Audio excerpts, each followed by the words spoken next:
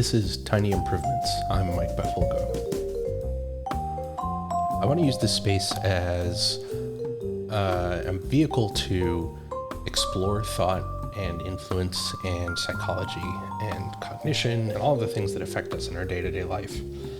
I've had a few conversations recently that have reminded me that the mind is a very fascinating machine, that there's quite a bit we do with this thing in our head, this very complicated chemical structure and physical structure that we don't really understand how it works. But in some instances, in some circumstances, we have a grapple on how some parts of the mind work. And I want to talk a little bit about that. I'm fascinated by that. I studied human-computer interaction early in my career. I worked through a master's degree program at DePaul University in Chicago, though I was remote at the time, living in Charlotte and traveling around the US working for Microsoft.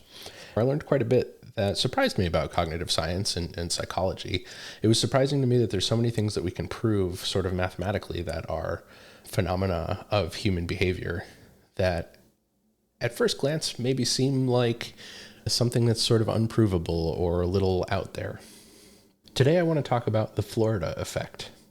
You may have heard this before under a couple of different names. It's a phenomenon also referred to sometimes as priming, and basically it has to do with the way that your behavior can be influenced by things that you see and read and perceive in the real world.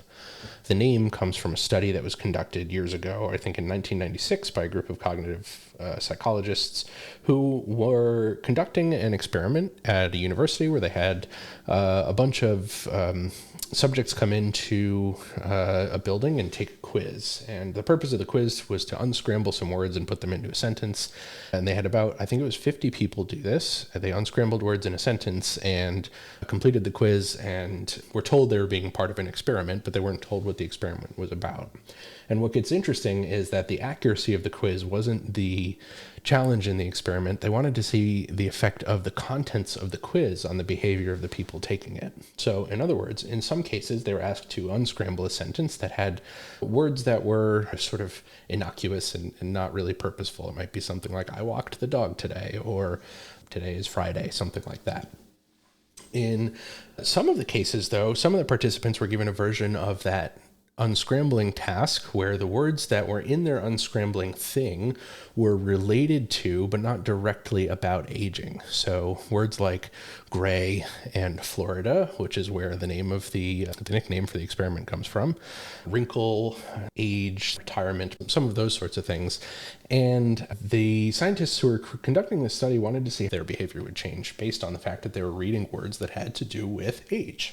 Well, lo and behold, as it works out, the folks who were given tasks that had the sort of aged words in them behaved differently after the experiment as a result of reading those things. And the way that they proved this was on the way into the study, the subjects of the study were actually being filmed and measured, and they were being timed for how long it took them essentially to walk from one end of a hallway to the other where they were going to take the examination that they were given.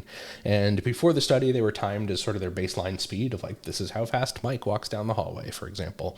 And then after the study, when they were then primed with all of those words about age and older sounding words, they handed their exam to the proctor, walked out of the room, and they were timed walking back down the hallway headed to where they were going. And essentially what was observed was that the folks who were given these older words were walking out of the room more slowly. Yeah, sit with that for a second. Think about that. So they read a bunch of words, they did a bunch of tasks, they solved some puzzles that had to do with words that sounded older, and their body physically responded to that by acting older, by walking more slowly on their way out. And of course, there's a lot of things that are uncontrollable here, right? You don't know like what's going on in the person's day and how they're feeling and all these other things, whether they're injured or whatnot. But the things that they did control for helped to alleviate some of the chance of this being a better than random occurrence. One of the things you do in a study like this is you have it with so many people that you can show sort of a higher likelihood of correlation of your results being true. So, having 50 people do this is probably a good way to start that. And of course, because it's such a simple study, it's a repeatable thing as long as your subjects don't know what the study is about and what we're expecting to observe. So that's kind of the long and short of it. The folks who had the innocuous words, the sort of innocent puzzle that didn't have anything to do with aging in them, walked out of the room about the same speed as they walked in. And the ones who were given older words walked out measurably slower. And that's really, really interesting. And I think the thing to think about with that is that it's interesting that the things you surround yourself with, whether intentionally or unintentionally, can affect your behavior. This goes for you setting up your own day and your commute to work. You might be seeing ads on billboards. You might be reading the newspaper with positive or negative words in it. Those things can actually affect your perception and experience in the world. Likewise, the way that you interact with other people and communicate with them and send your messages to others also has that effect on them, whether you intend for it to do it or not. There's a heck of a lot of responsibility that comes with that. You have the ability to positively influence people, whether they realize it or not, just as well as you can positively influence yourself. And that's kind of an interesting thing.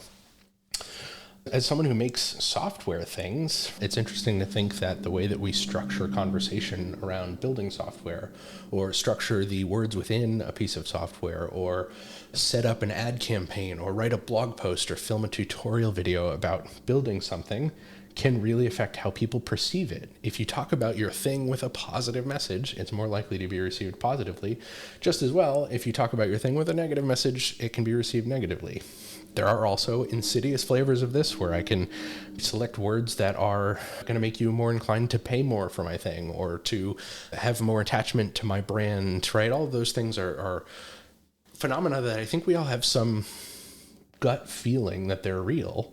But it's another thing to put that into words and to put it into a study and to start to feel like your experience is something that can be measured, for better or worse. It's fascinating. It's really interesting. There's a lot you can do with that. And there's a lot of responsibility that bears understanding. So yeah, that's the Florida effect. It's all around us. And I suspect that after hearing about it, you may see and perceive the Florida effect around you. There are many other things like this as well, and I'm curious to get into more of them. Yeah, if this is something that interests you, I'd love it if you sent it to someone who you think might be interested in it, and if you've got feedback for me, I'd love to hear it. For now, that's Tiny Improvements.